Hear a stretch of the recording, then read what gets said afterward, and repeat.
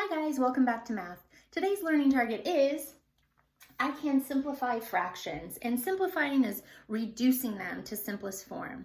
And what that means is we're finding the equivalent fraction that is in the most simplest form, meaning 5/10. We know 5 out of 10 slices of pizza, the simplest form would be 1/2. I wouldn't necessarily say I have 5/10 of a pizza left. I would say I have half a pizza. So simplifying to down to that simplest form. All right, so what we're going to be looking at this time is we need to be able to find the greatest common factor. Greatest mean highest, common, like we were doing with finding the common denominator, the number they have the same, and factor, remember factor friends. Factors are two numbers that you multiply to equal the product. So we're doing the opposite of least common denominator, least common multiple. A multiple and a factor are very different.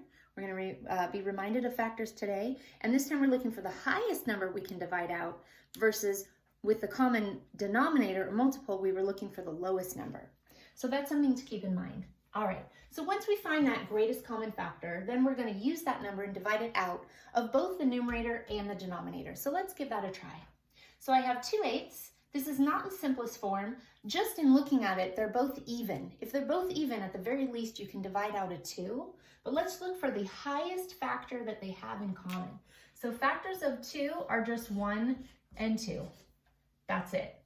Factors of 8, I can have 1 times 8, or I can have 2 times 4. So again, I'm looking for the greatest common factor, the factor they have in common that's the highest, and they actually only have 1, and that would be 2. So I'm going to use 2 to divide out of both my numerator and my denominator. So I'm going to say divided by 2, divided by 2. So 2 divided by 2 is 1. 8 divided by 2 is 4. So it's the highest number that I can divide out of both the top and bottom. It always has to be the same number, otherwise we will not have an equivalent fraction. So keep that in mind. All right, 5/20. 5/20 is not in simplest form. There is a number we can divide out. We're looking for the highest number that we can divide out of both the numerator and the denominator, and it has to be the same number.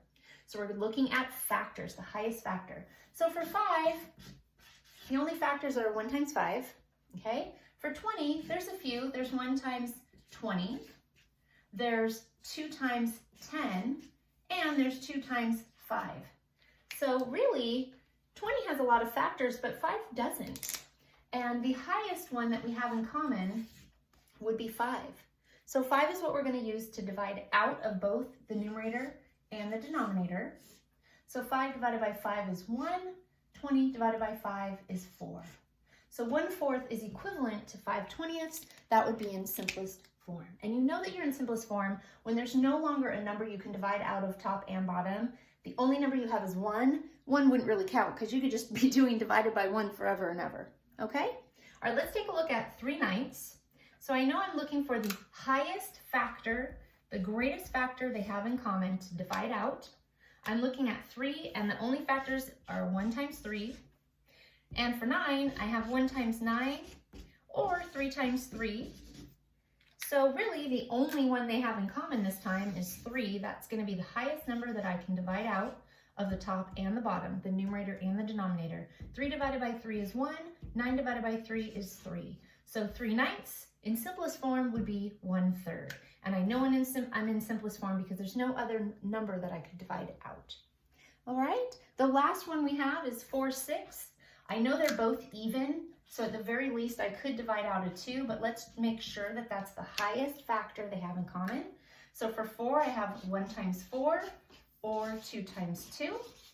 For 6, I have 1 times 6 or 2 times 3. So again, I'm looking for the highest one, the greatest one they have in common, and it seems to be the pattern here. The only one they have in common is the 2. So I'm going to divide out 2. 4 divided by 2 is 2. 6 divided by 2 is 3. Okay? It won't always work out where there's only one they have in common, especially when your numbers get a little higher. That's where you're going to go, wow, they have all of these in common. But remember, we're looking for the highest one. We want the highest one that we can pull out, the greatest common factor. So don't get confused, because I know it's the opposite of what we're doing when we're finding a denominator. So simplifying fractions and finding a like denominator, two different skills done two different ways. All right, don't worry if this is not comfortable for you yet. We'll be practicing today in small group. Be sure to copy down the notes in your notebook because we'll be asking you to show us today. All right, happy math. Thanks for joining.